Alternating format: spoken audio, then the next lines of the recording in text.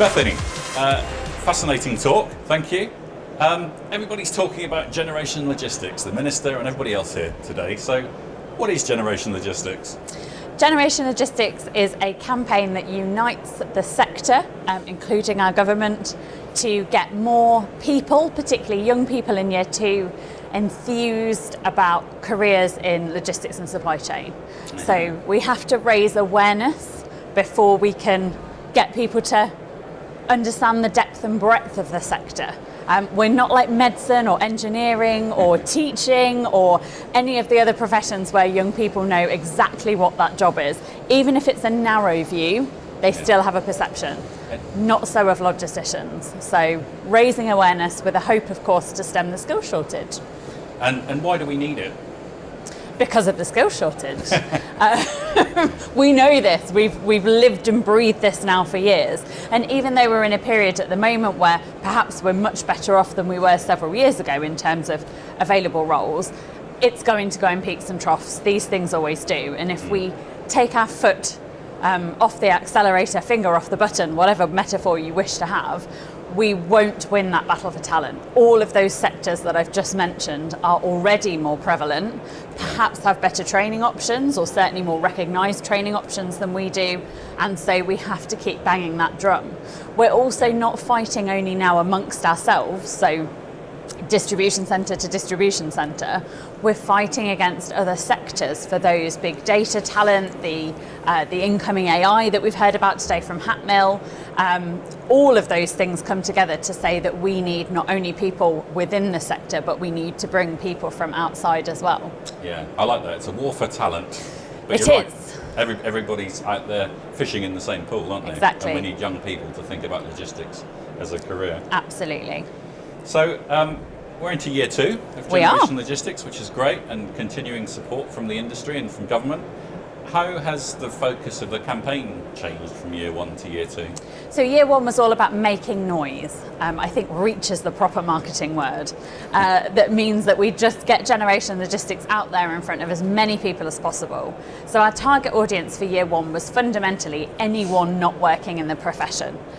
Returners to work, perhaps after maternity or paternity leave, those who are seeking employment, young people, you name it. We were trying to get the brand out in front of them and, of course, raise that awareness of the sector. In year 2, we've really drilled down into those 13 to 24-year-olds, direct into their minds through the power of social media, and to their educators, so those educating 13 to 18-year-olds, teachers, careers leaders, to support those gatekeepers, for want of a nicer word. If, as an ex-teacher, I feel I can say that. If all you perceive logistics to be, whether you're 13 or 39 as a teacher, is perhaps truck drivers and pickers and packers at Amazon, you need that education yourself to understand, 14 different job families and a huge variety of roles in there. So educate the educators, as well as that push direct to young people to get them excited about the sector. Fantastic. Guy Opperman was talking this morning about Generation Logistics, and he talked about it in his interview with me. What would your message to Guy be?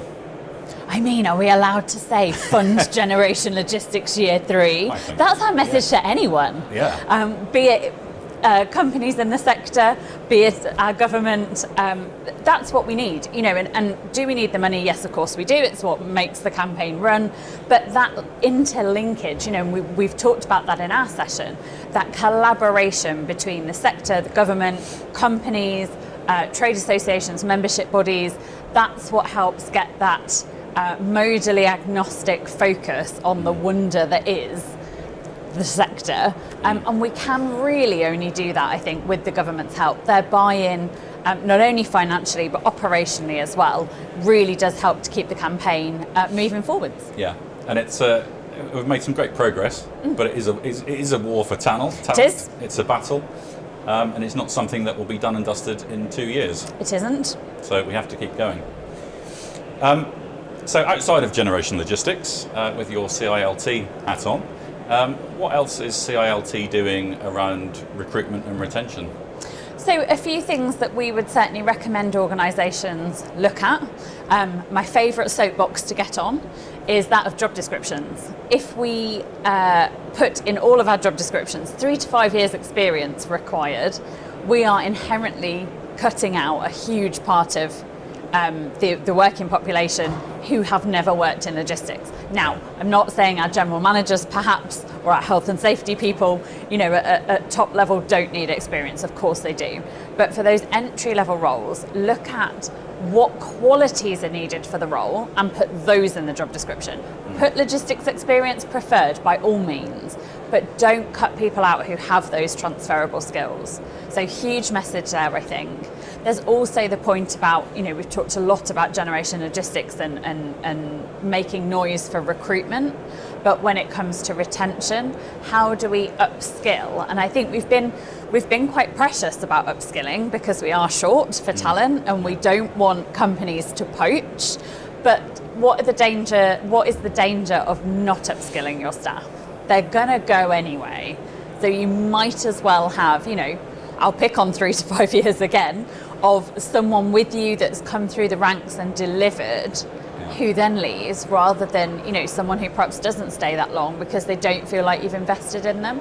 We've got some fantastic companies doing fantastic things, so I'm not saying sector-wide we're resting on our laurels and not treating our staff particularly well, but definitely more that we can be doing, reverse mentoring and all of the good stuff that doesn't necessarily have to cost much of your training budget, if indeed any at all, to make that workplace and our sector more enjoyable for the talent that we already have, whilst we focus on getting more great talent coming in. Okay, thank you. Fascinating, exciting times, Bethany Windsor. Thank you very much. Thank you.